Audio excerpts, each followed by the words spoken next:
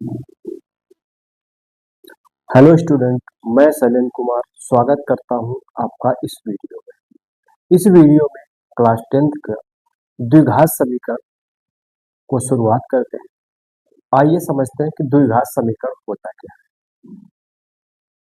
कि ऐसा बीजगणितीय समीकरण या बहुपद समीकरण जिसमें किसी अज्ञात चर की अधिकतम घात 2 होती है, यानी ऐसा बीजगणितीय बहुपद या समीकरण जिसमें अज्ञात चर की घात 2 होती है, द्विघात समीकरण कहलाता है। द्विघात समीकरण को हल करने पर मूल प्राप्त होते हैं, वो अधिकतम 2 हो। मूलों का मान ज्ञात करने के लिए प्रत्येक मूल को अलग अलग जीरो के बराबर रखकर भी ज्ञात कर सकते हैं, या समीकरण को जीरो के बराबर भी मान के रख सकते हैं।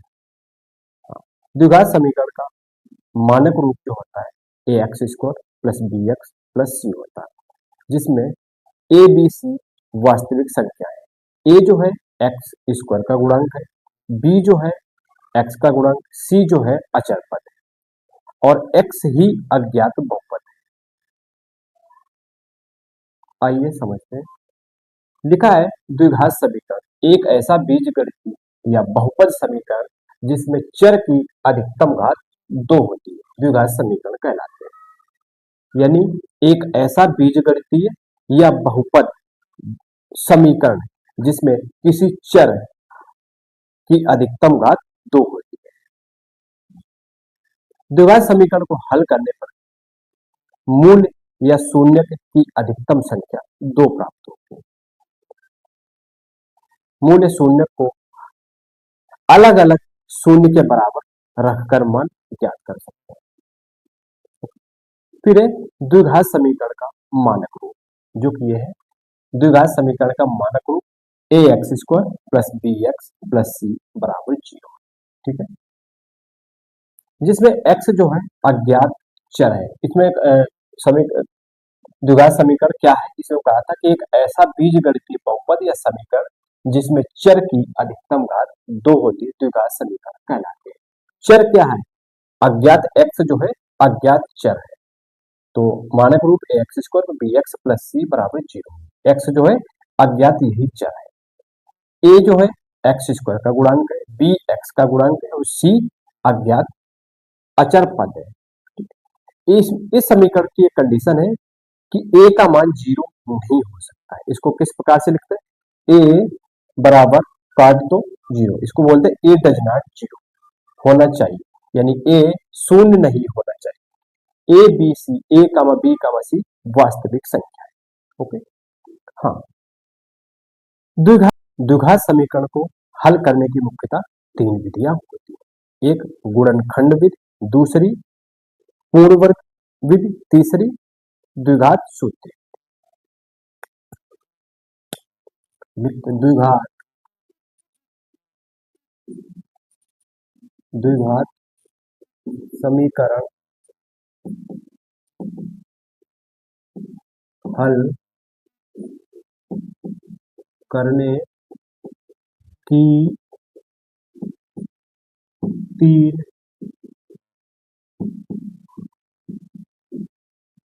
विधियां होती है। नंबर 1 गुणनखंड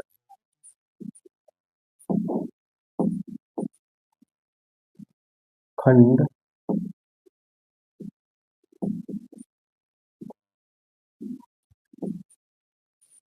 विधि, दूसरी द्विघात सूत्र विधि,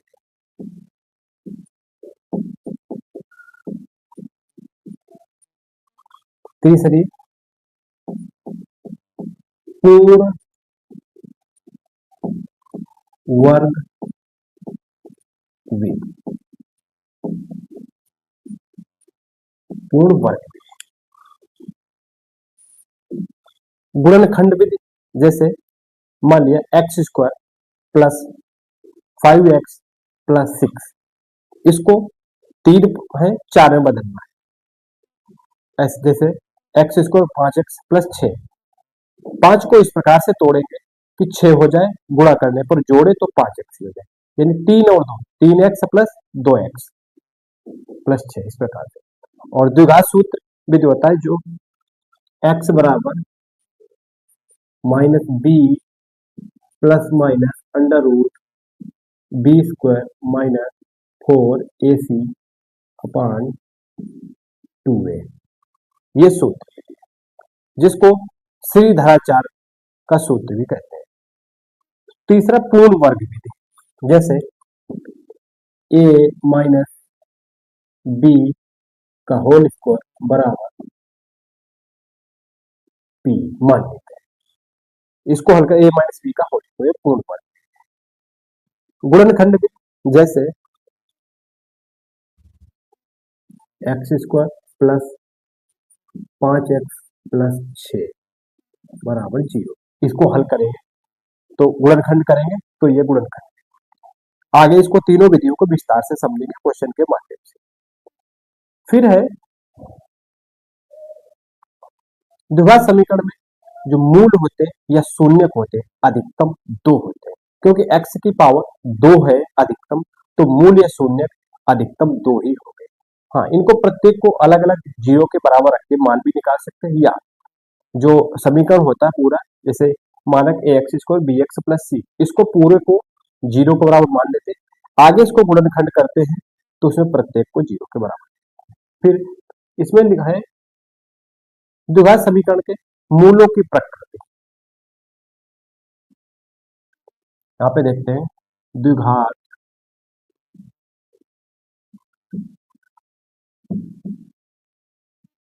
द्विघात समीकरण के मूलों की प्रकृति। द्विघात समीकरण के मूलों की प्रकृति जो होती है विविक्तकर या डिस्क्रिमिनेंट पर ही निर्भर करती है। विविक्तकर जो का सूत्र होता है बी स्क्वायर माइनस 4ac, इसमें अगर विविक्तकर का मान जो है 0 से बड़ा आता है तो मूल वास्तविक और अलग अलग होते हैं। यदि d का मान 0 के बराबर होता है तो मूल बराबर और वास्तविक होते हैं। अगर d का मान 0 से छोटा आता है तो मूल काल्पनिक होते हैं। मूलों की प्रकृति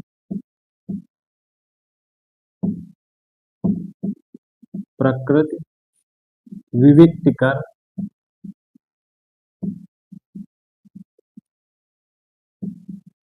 कर या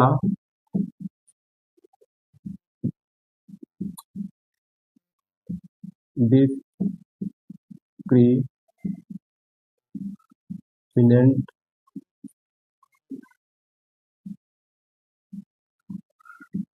पर निर्भर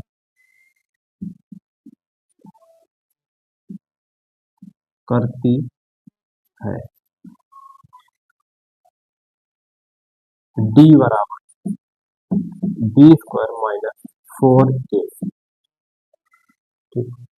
यदि d का मान 0 से जाता है, इसको बोले जिधर ये दो मुंह खुलेंगे वो बड़ा होता है, यानी d का मान 0 से बड़ा है तो मूल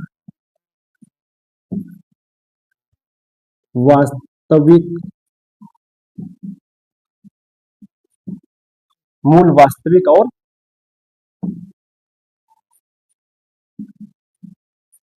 अलग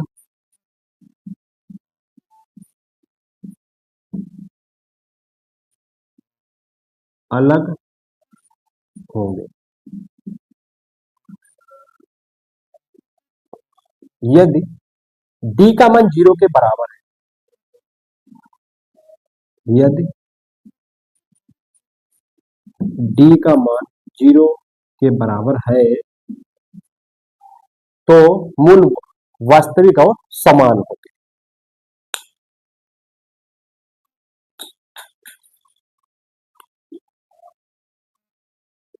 यदि d का मान 0 के बराबर है तो मूल वास्तविक और समान होंगे। यदि d का मान 0 से छोटा है, यानी इसमें 0 का मान ज्यादा है, यानी जिधर 2 मुंह होंगे बड़ा और जिधर 1 मुंह होगा उधर छोटा है, यानी d का मान 0 से छोटा है तो मूल काल्पनिक होंगे। ठीक है, यानी द्विघात समीकरण के मूलों की प्रकृति जो कि होता है विविक्तिकर, को इंग्लिश में बोलते हैं डिस्क्रिमिनेंट, पर निर्भर करता है। डिस्क्रिमिनेंट को शॉर्ट में डी बोलते हैं। ठीक है, तो डी बराबर जो होता है बी स्क्वायर माइनस 4ac की 3 कंडीशन होती है। यदि अगर डी का मान 0 से बड़ा है तो मूल वास्तविक और अलग अलग, अलग अलग को भिन्न भिन्न भी बोलते हैं, यानी डी का मान वास्तविक और अलग अलग होता है। यदि डी का मान 0 के बराबर है तो मूल वास्तविक समान होंगे, समान को बराबर भी बोलते हैं। ठीक है, यदि डी का मान 0 से छोटा है तो मूल काल्पनिक होंगे।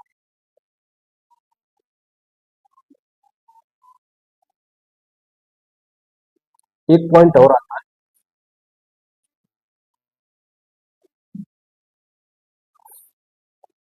यदि यदि द्विघात समीकरण के मूल अल्फा और बीटा है तो मूलों का योग और गुणनफल निकलता है। तो मूलों का योग, मूलों का योग अल्फा प्लस बीटा बराबर माइनस बी अपॉन ए होता है। बी जो होता है एक्स का गुणन, ए एक्स स्क्वायर का गुणन। बी एक्स का गुणांक और ए एक्स स्क्वायर का गुणांक। फिर होता है मूलों का गुणनफल, मूलों का गुणनफल अल्फा बीटा बराबर होता है सी अपॉन ए, सी अपॉन ए, यानी सी बटे ए। सी क्या है? अचर पद, ए एक्स स्क्वायर का गुणांक। सी अचर पद और ए जो है एक्स स्क्वायर का गुणांक।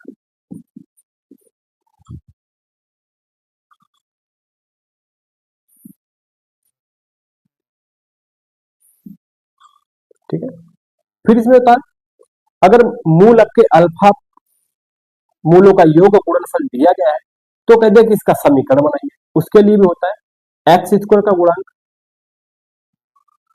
Minus alpha plus beta plus alpha beta.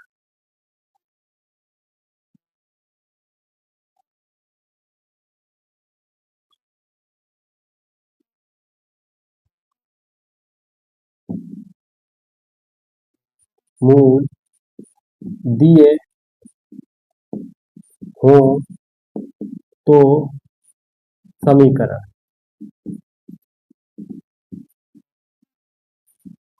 X square minus alpha plus beta x plus alpha beta बराबर 0। अगर मूल दिए हैं तो तो सूत्र निकालने का सूत्र होता है एक्स स्क्वायर माइनस मूलों का योग गुणे एक्स प्लस मूलों का गुणनफल बराबर 0।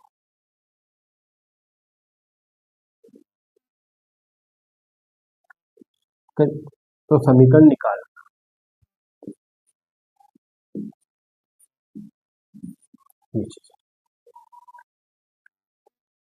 यदि मूल दिए गए हैं, जैसे कह दिया गया सवाल में कि मूलों का योग 5 है, गुणनफल 8 है, तो समीकरण बनाइए किस प्रकार से। तो इसके लिए डायरेक्ट ये होता है x square minus alpha plus beta गुणे एक्स प्लस अल्फा बीटा बराबर 0। इस प्रकार से निकालते हैं।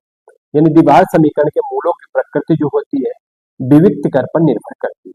यदि डी का मान 0 से बड़ा रहा है तो मूल वास्तविक और भिन्न भिन्न या अलग अलग होते हैं। यदि डी का मान 0 के बराबर आता है तो मूल वास्तविक और समान या बराबर। यदि डी का मान 0 से छोटा आ रहा है तो मूल काल्पनिक होगा। यदि द्विघात समीकरण के मूल अल्फा बीटा दिए हैं तो मूलों का योगफल होगा अल्फा प्लस बीटा बराबर माइनस बी अपान बी जो होगा एक्स का गुणक और ए जो है एक्स स्क्वायर का गुणक। फिर अल्फा बीटा यानी गुणनफल सी अपान ए सी बटे यानी सी अचर पद ए एक्स स्क्वायर का गुणांक। यदि मूल दिए हो तो सूत्र किस प्रकार से निकालेंगे एक्स स्क्वायर माइनस मूलों का योग गुणे एक्स प्लस मूलों का गुणनफल बराबर 0।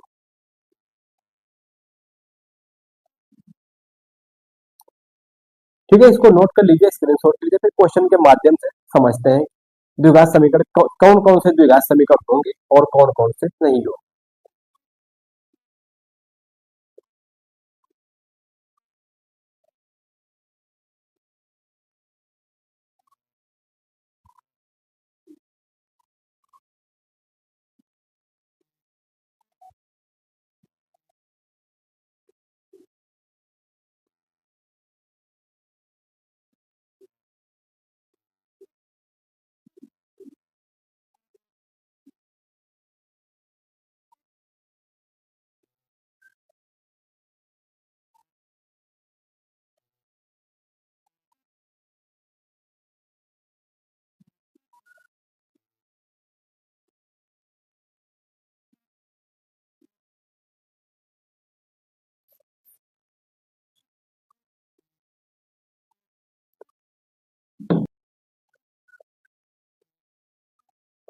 अब इसको चेक करना, जांच करना है कि क्या ये समीकरण द्विघात समीकरण है या नहीं।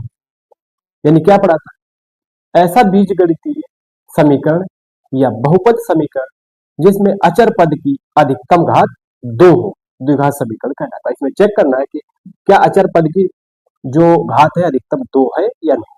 देखते हैं। तो ये एक सूत्र होता है 7वीं 8वीं में पढ़ा होगा ए प्लस बी का होल स्क्वायर बराबर a square plus b square plus 2ab।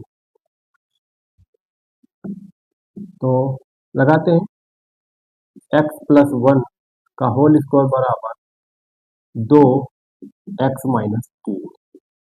लगाते हैं a square plus b square plus 2ab 2 x गुणे 1 बराबर 2 के अंदर 2 x minus 6 x square plus 1 plus 2 x, इनको इधर ला माइनस का 2 एक्स और ये माइनस का है तो इधर प्लस का 6 एक्स बराबर 0। ठीक है, एक्स स्क्वायर प्लस प्लस का 2 एक्स सॉरी और माइनस का a square b square plus 2ab 2 से अंदर गुणा 2 एक्स प्लस 6। ठीक है, और ये प्लस माइनस कैंसिल हुए प्लस 6 बराबर 0। यानी एक्स स्क्वायर प्लस 6 बराबर 0। देखिए इसमें अचर पद की अधिकतम घात 2 है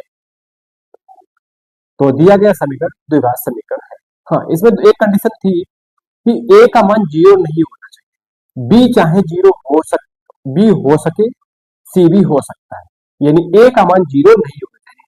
अचर पद जो एक्स स्क्वायर का गुणांक ए स्क्वायर जो होता है ए, उसका मान जीरो नहीं होना चाहिए, बी चाहे हो भी जाए। तो लिखते हैं अचर पद पद एक्स की अधिकतम घात दो है, दिया गया पॉइंट वन समीकरण द्विघात समीकरण है, एक्स की अधिकतम घात दो है अतः समीकरण द्विघात समीकरण है। ठीक है, इसको हल किया, एक्स प्लस वन का होल स्क्वायर लगाया, a square plus b square plus two a b और दो की गुणा अंदर करें, तो दो एक्स और दो की अंदर तीन, दो तिया छह, तो एक्स स्क्वायर वन का वन, टू दो की एक्स के साथ वन के साथ तो टू एक्स ही होगा, दो एक्स माइनस ये प्लस का है, दो एक्स माइनस इधर है माइनस का, और ये माइनस का छह है, इधर है प्लस का, बराबर जीरो। हल किया, एक्स स्क्वायर में छह बराबर जीरो, अचर पर एक्स की अधिकतम घात दो है अर्थात समीकरण द्विघात समीकरण है। यहीं से पॉइंट टू भी चेक कर लेते हैं, देखते हैं क्या दिया गया।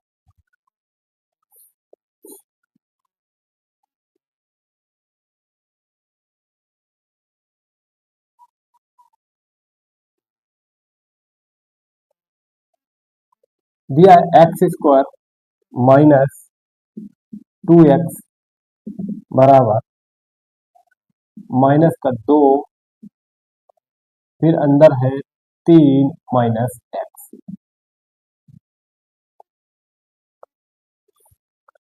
चेक करना है कि ये समीकरण जो है द्विघात समीकरण है या नहीं। देखते हैं, एक्स स्क्वायर माइनस का दो एक्स और बराबर माइनस का दो तीन माइनस एक्स, दो की गुणा अंदर का, एक्स स्क्वायर माइनस का दो एक्स बराबर माइनस दो प्लस तीन, तो ये होगा माइनस दो गुणे तीन और माइनस दो माइनस का दो और गुणे एक्स, तो एक्स स्क्वायर माइनस का दो एक्स बराबर तीन दूनी छः माइनस का छः और ये प्लस माइनस माइनस प्लस दो एक्स। ठीक है, अब ये बराबर के उधर माइनस का छः है और प्लस का दो एक्स इधर लाएंगे, यानी पक्षांतर करने पर पक्षांतर करके इधर लाएंगे तो ये प्लस का माइनस हो जाएगा, माइनस का प्लस हो जाएगा, तो एक्स स्क्वायर माइनस का दो एक्स और ये दो एक्स प्लस का इधर आएगा माइनस का दो एक्स और छः इधर आएगा प्लस का हो जाएगा बराबर जीरो। तो लिखते हैं एक्स स्क्वायर माइनस का चार एक्स प्लस छ बराबर जीरो। देखते हैं एक्स स्क्वायर की क्या अधिकतम घात क्या है, दो, यानी अचर पद एक्स की अधिकतम घात दो है अतः समीकरण जो पॉइंट टू है का दिया गया समीकरण द्विघात समीकरण है। अचर पद एक्स की अधिकतम घात दो है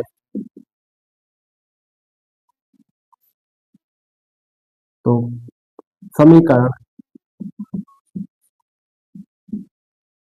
द्विघात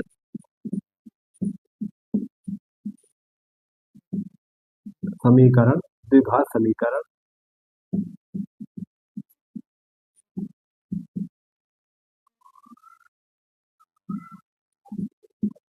अतः द्विघात समीकरण अतः समीकरण द्विघात समीकरण है। ठीक है, इसमें x की अधिकतम घात 2 है तो समीकरण द्विघात है। क्या किया, एक्स स्क्वायर माइनस 2x और बराबर माइनस का 2 और गुणे पहले ब्रैकेट माइनस का 2, दूसरे ब्रैकेट 3 माइनस 1। फिर क्या किया, 2 की गुणा अंदर कर, 3 के साथ माइनस का 2 गुणे 3 और फिर इसके साथ माइनस लगा हुआ है x के साथ, तो माइनस का 2 गुणे x। सॉल्व किया तो 3 दूनी 6 माइनस का और ये माइनस माइनस प्लस 2x हो गया। अब पक्षांतर करके इधर इधर लाए तो माइनस प्लस का 2x इधर आ गया माइनस का 6 इधर आ गया प्लस का बराबर 0। तो आगे हल किया तो x square minus 4x plus 6 बराबर 0। इसमें अचर पद x की अधिकतम घात 2 है, अतः समीकरण द्विघात समीकरण है। पॉइंट 1 पॉइंट 2 नोट कर लीजिए, पॉइंट 3 देखिए।